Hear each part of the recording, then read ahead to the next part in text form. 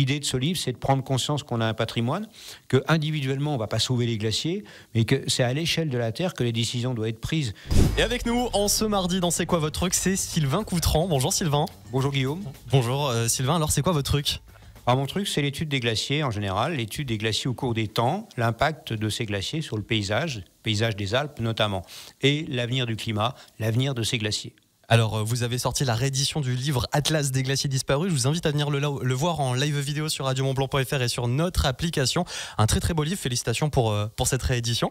Est-ce que vous pouvez nous parler un petit peu de votre motivation pour actualiser cet ouvrage et est-ce que les lecteurs peuvent attendre à l'intérieur du livre ? Alors on pourrait dire que la première motivation, elle date quand même de 2017, quand on a commencé à lancer le projet avec les éditions Paulsen, donc Guérin à Chamonix.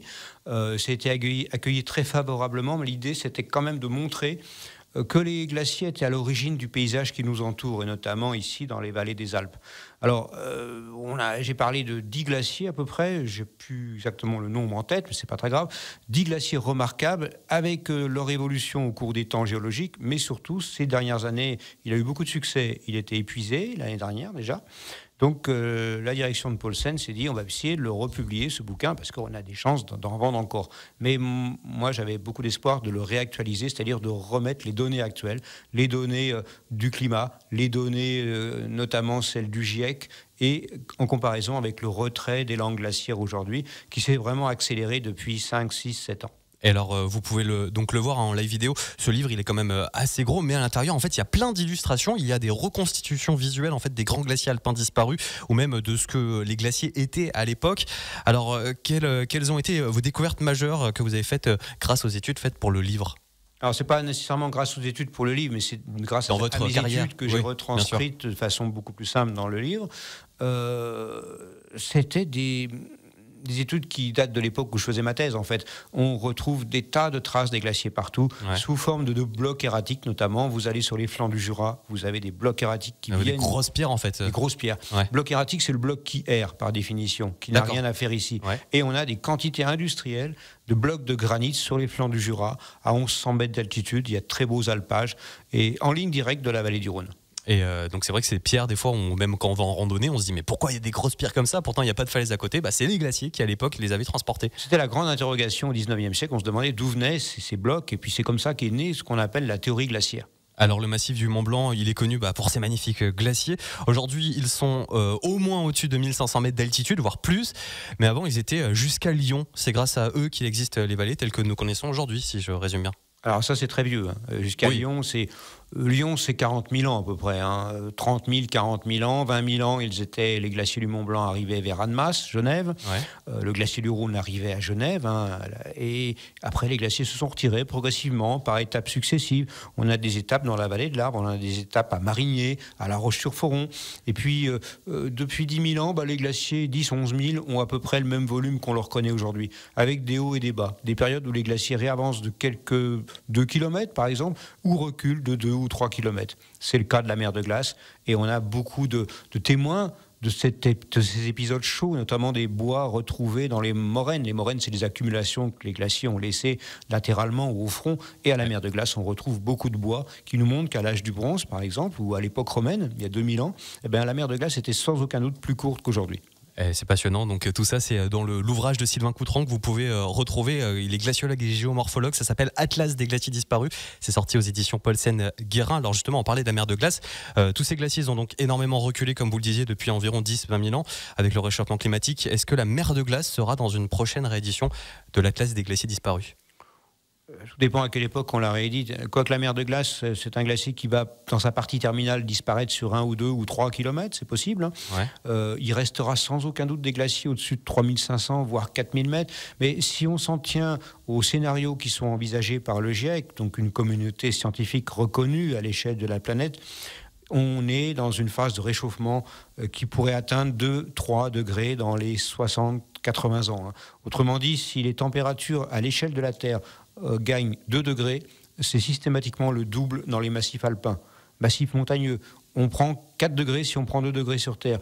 Si on prend 3 degrés, c'est 6 degrés. Imaginez ce que ça donne, 6 degrés de plus dans les Alpes, alors que le climat s'est déjà réchauffé d'à peu près 2 degrés à Chamonix depuis une centaine d'années, 100, 120 ans. 6 degrés de plus, c'est la disparition énorme, quasi totale des glaciers du massif du Mont Blanc. Et si justement, comme ce qu'on veut, comme ce que les politiques veulent, qu'on s'arrête, qu'on se stabilise, chose qui est très compliquée, est-ce que, imaginons qu'on se stabilise, dans le meilleur des cas on se stabilise, on ne prenne pas de degrés, est-ce que la mer de glace ne bougera pas, ou est-ce que c'est dans une période glaciaire qui fait qu'elle va reculer ou qu'elle va avancer peut-être? Alors si on stabilise les émissions de gaz à effet de serre, il ne faut pas oublier qu'il y a un temps de réponse.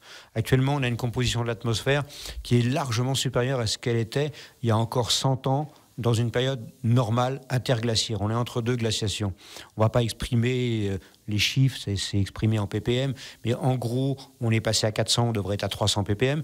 On va passer à 500-600 dans les 50 ans qui viennent. Et ça, on ne l'a jamais vu depuis 3 à 4 millions d'années. Ça signifie que le climat, inévitablement, va se réchauffer. Et si on veut retrouver une atmosphère à l'équilibre, comme il y a 100 ans par exemple, il faudra compter à peu près 1500 à 2000 ans. C'est la durée d'un cycle de la circulation océanique mondiale. Et en préparant l'interview, vous m'aviez dit qu'on pourrait sauver, entre guillemets, nos glaciers grâce à une éruption volcanique. Alors c'est pas nous, c'est la nature, oui. C'est la création. La Terre en elle-même pourrait sauver, oui, selon les événements. Le problème, c'est qu'on est très peuplé aujourd'hui, et inévitablement, s'il y a une grosse éruption, il y aura énormément de victimes. C'est ça qui est à craindre. Mais ça veut dire qu'à chaque grosse éruption, dans le passé, il y a 100 ans, il y a 150 ans, les températures moyennes se sont refroidies d'1 à 2 degrés. Sur la planète ? Sur la planète. C'est fou quand même ce que vous dites. C'est assez énorme. C'est la poussière qui est transportée dans la stratosphère, des volcans qui ont des panaches qui montent jusqu'à 40 km d'altitude, comme Tambora en 1815. 1816, dans les Alpes, ça a été appelé l'année sans été. Et pendant plusieurs années, le climat des Alpes a ressenti cette éruption du Tambora. Auparavant, on a eu le Samala en 1256, qui a été un facteur déclenchant pour le refroidissement que nos ancêtres ont connu au XVIe, XVIIe, XVIIIe siècle. Et en tant que géomorphologue spécialisé dans l'étude des glaciations du Quaternaire, quel est votre message aux lecteurs en ce qui concerne la conservation des glaciers et la préservation de ce patrimoine naturel unique ? Moi, j'aimerais dire qu'il faut prendre conscience que le climat d'aujourd'hui est en train de se modifier profondément et qu'on avait une forme d'équilibre qui permettait à des grands glaciers d'exister sur Terre.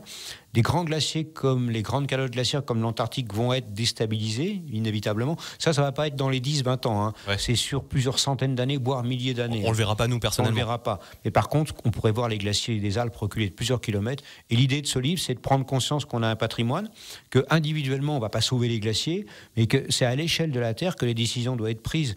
Et je ne veux pas dire qu'il est trop tard, mais on est dans une urgence absolue. On en a beaucoup discuté avec celui qui a fait la préface du livre, Jean Jouzel. Et aujourd'hui, il a averti les pouvoirs publics, il a averti l'économie mondiale. C'est l'économie qui nous plonge un petit peu vers trop de consommation, trop d'émissions de gaz à effet de serre. Et justement, est-ce que ce livre, Atlas des glaciers disparus, je rappelle que c'est vous qui sortez cette réédition du livre chez les éditions Paulsen-Guérin, est-ce que ça peut servir de sensibilisation ou de sensibiliser les gens? Ça peut servir un petit peu d'éducation, de voir ces images, de voir tout ce que vous avez lire, tout ce que vous avez écrit? Écoutez, je le crois parce que dans chaque glacier qui est pris en exemple, un glacier actuel, on fait une randonnée qui va permettre de découvrir les aspects de ce glacier. Il y en a justement 10 à l'intérieur, 10 idées de randonnée. Il y a 10 randonnées dans ce livre, justement, 10 glaciers à découvrir. Eh bien, le visiteur de ces glaciers, celui qui va partir avec un guide sur la mer de glace, admettons, il va voir la différence, c'est décrit dans le livre, entre l'état du glacier il y a 50 ou 100 ans et l'état du glacier aujourd'hui. Donc, quelque part, ça permet une prise de conscience. Et puis peut-être pour les enfants, et c'est, je pense, eux avec lesquels j'ai souvent affaire, qui vont prendre les grandes décisions, qui vont inciter leurs parents à faire des économies d'énergie, par exemple. Ouais. Et en plus, comme on le disait à l'instant sur la question précédente, c'est que ça sera plutôt dans 100 ans, 200 ans. Donc c'est pas nous personnellement, mais ça sera les générations futures. Ça va être les générations futures, bien sûr. Le problème, c'est que les gaz à effet de serre sont bien là. Et malheureusement, même si on arrête tout aujourd'hui, si on devient extrêmement raisonnable du point de vue émission des gaz à effet de serre, eh bien ça va pas s'arrêter tout de suite, le réchauffement. D'accord. Mais en tout cas, on peut déjà apporter notre pierre à l'édifice. Il faut quand même rester optimiste. Tout à fait. Merci beaucoup, Sylvain Coutran. Je rappelle que vous avez sorti la réédition du livre Atlas des glaciers disparus. Vous pouvez retrouver ça partout, dans toutes les bonnes librairies. Édition Paulsen-Guérin. Voilà, donc nouvelle édition mise à jour avec les cartes du recul récent des glaciers et avec la préface de Jean Jouzel à l'intérieur, si je ne dis pas de bêtises. Merci beaucoup, Sylvain. Merci.